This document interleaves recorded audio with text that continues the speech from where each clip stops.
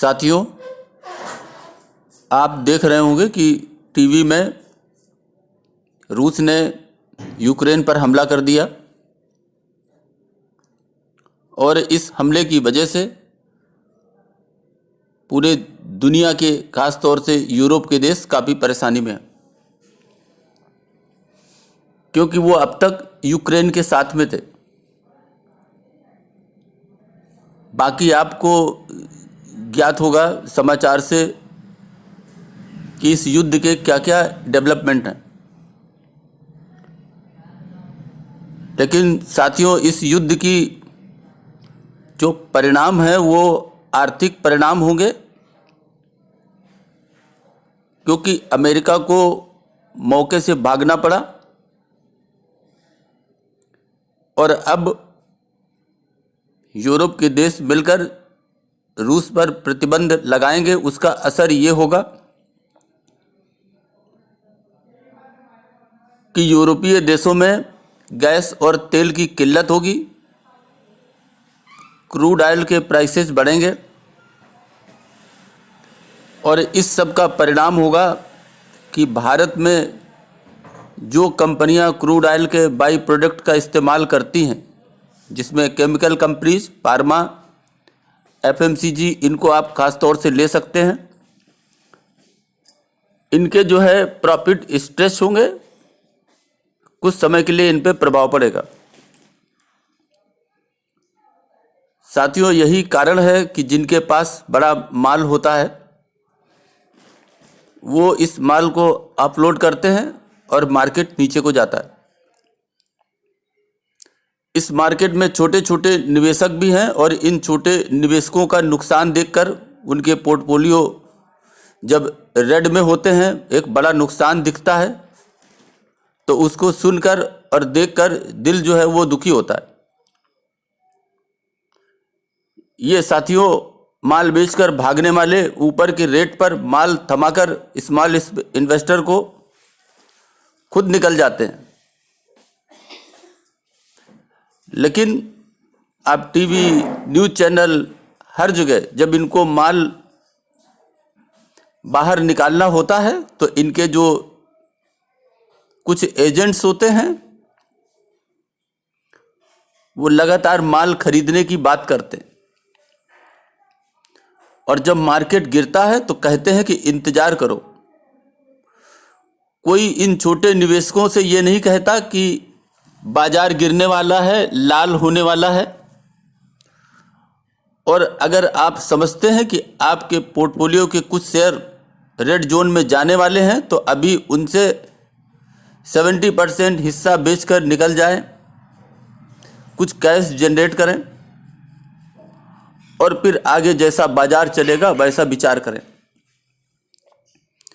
अगर इसको हम दूसरी भाषा में कहें तो सामने से एक सर्प स्नेक काटने को आ रहा है, उससे बचने को कोई नहीं कहता। सब डॉक्टर बनकर आते हैं, कहते हैं कि सांप को काटने दो, दवा कराओ, लॉन्ग टर्म में आगे ठीक हो जाएगा। लेकिन साथियों, छोटे निवेशकों के पास कम पूंजी होती है, कम बचत होती है और पैसे की कमी से वो एवरेज भी नहीं कर पाते और काफी लंबे समय तक फंसे रहते हैं और ऐसी दशा में अपना लॉस बुक करके बाजार से निकल जाते हैं। साथियों, इस शेयर बाजार में नियम से ज्यादा प्रैक्टिकल काम आता है। जब गिरते बाजार में निवेशक अपने लॉस को कम करने की पूरी कोशिश करने के साथ निचले स्तर पर मजबूत फंडामेंटल के स्टॉक पे एवरेज कर पाता है, तभी उसे सफलता मिलती है। इस बाजार में साथियों, ज्ञान देना बहुत सरल है, लेकिन कर पाना उतना ही मुश्किल है। साथियों, जो भी व्यक्ति बियरिश ट्रेंड हो, मेजर करेक्शन हो, क्रैश हो, इसमें जो सफल रहता है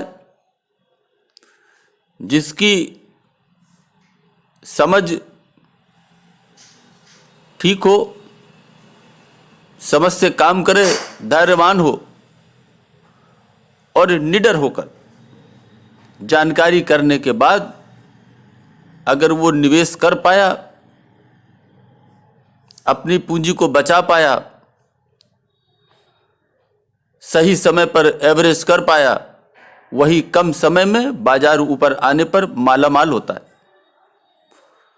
और साथियों, उसी को बाजार का सिकंदर कहते हैं। साथियों, इस शेयर बाजार में नियम से ज्यादा आपका व्यवहार, आपका प्रैक्टिकल काम आता है।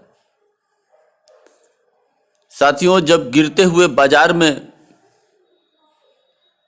क्रैश होते बाजार में, मेजर करेक्शन के समय बाजार में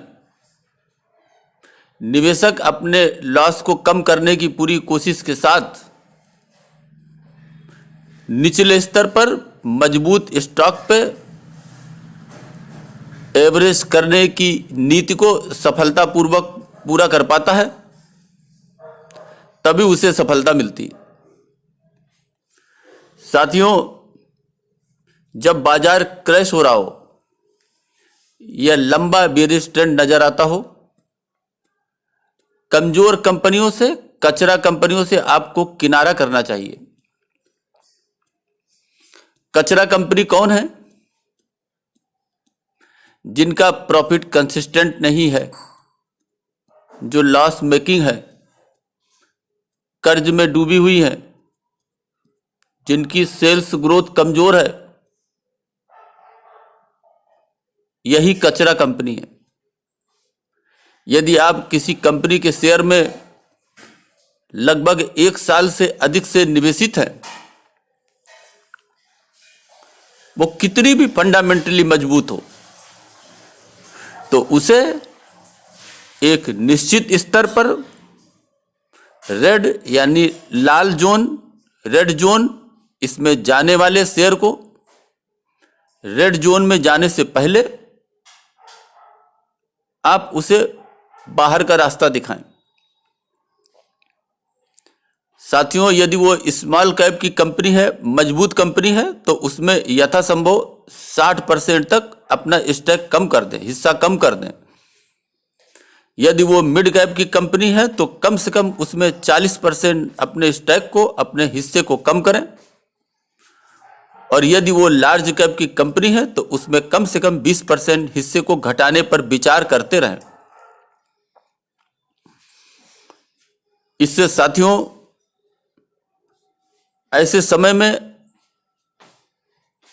आप रेड जोन जाने पर बचे रहेंगे, अपनी पूंजी को बचा पाएंगे, उसे इरोड होने से रोक पाएंगे। इसके पहले कि वो शेयर रेड जोन में जाए, आप अपने लॉस को बचाने की पूरी कोशिश करें। साथियों, एवरेज करने की नीति पर भी काम करते रहें। मजबूत कंपनियों पर ही एवरेज करें। कब करें? जब वो 52 वीक हाई से शेयर गिरावट में हो। तब जो कुछ हम आगे आपको बतलाएंगे उसके अनुसार उसके निकट के मेजर सपोर्ट पर किस्तों में खरीद करें। आवश्यकता अनुसार नीति बदलते रहें। ऐसा न हो कि आप जल्दी जल्दी एवरेज करें और एवरेज करते करते आपका कैश ही समाप्त हो जाए। इसलिए बहुत छोटी छोटी किस्तों में आवश्यकता अनुसार एवरेज करें, इसका ध्यान रखें। साथियों, आप अपनी पोर्टफोलियो की कंपनियों को 3 भागों में ए, बी और सी में विभाजित करें। ए में लार्ज कैप रखें, जिनका मार्केट कैपिटल 50,000 करोड़ से ऊपर है। बी कैटेगरी में उन कंपनियों को रखें जिनका मार्केट कैप 20,000 करोड़ या उससे अधिक है और 50,000 करोड़ तक है। सी में ऐसी कंपनियों को रखें जिनका मार्केट कैप 20,000 करोड़ से कम है। इस प्रकार से साथियों आप वर्गीकृत कर सकते हैं। ए को अगर हम कहें लार्ज कैप, बी को मिड कैप और सी को स्मॉल कैप। साथियों, ये कोई नियम नहीं है, ये व्यावहारिकता है और ये इस व्यावहारिकता में ही आपको बतला रहे हैं। ऐसा कहीं नहीं लिखा हुआ है कि लार्ज कैप कैपिटल किन्हें कहेंगे, मिड कैप किन्हें कहेंगे और स्मॉल कैप किन्हें कहेंगे। साथ ही साथियों, आपका जो पोर्टफोलियो का जो कचरा हो, जिनसे आप संतुष्ट न हो, उन्हें आप बाहर का रास्ता दिखाएं। साथियों, जो सी कैटेगरी है स्मॉल कैप, उसका पहला जो एवरेज है, जब उसके रेट 52 वीक हाई से 40% गिरावट पर हो, तब आप पहला एवरेज करें। दूसरी किस्त जब वो 60% गिरावट पर हो और अंतिम किस्त जब वो 80% गिरावट हो, तब जो उसके निकट का जो मेजर सपोर्ट है वहीं पर बाइंग करें। साथियों, हो सकता है आपको अंतिम किस्त के उपयोग की आवश्यकता ही न पड़े। इसी प्रकार मिड कैप में पहला एवरेज 52 वीक हाई से 30% गिरावट पर, दूसरी किस्त एवरेज के लिए 50% गिरावट पर और अंतिम किस्त 70% गिरावट पर।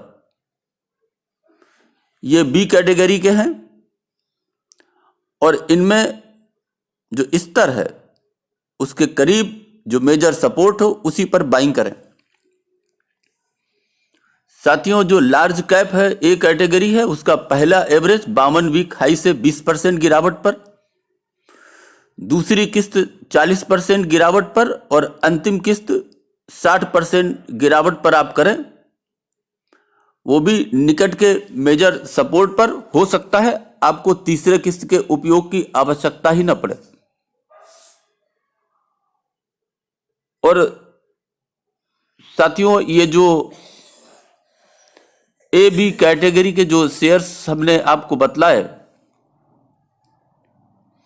अगर इस प्रकार की आप कोई नीति बनाएंगे तो आपके पास कैश भी होगा और आप एवरेज भी कर पाएंगे। साथियों, ये कोई किताबी नियम नहीं है, ये एक व्यवहार में नियम है।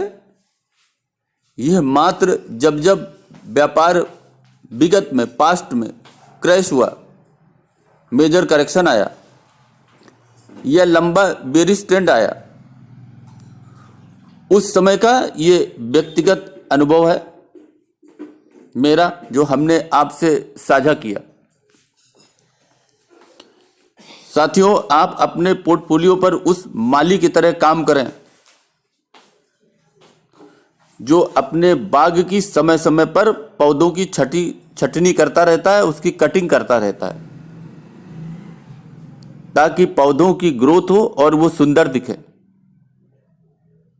आपको अपने पोर्टफोलियो को उसी बाग के माली की तरह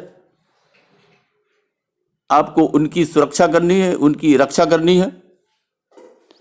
अगर आप ये ठीक तरीके से कार्य कर पाए तो आप हमेशा लाभ में रहेंगे। अभी के लिए बस इतना ही। धन्यवाद।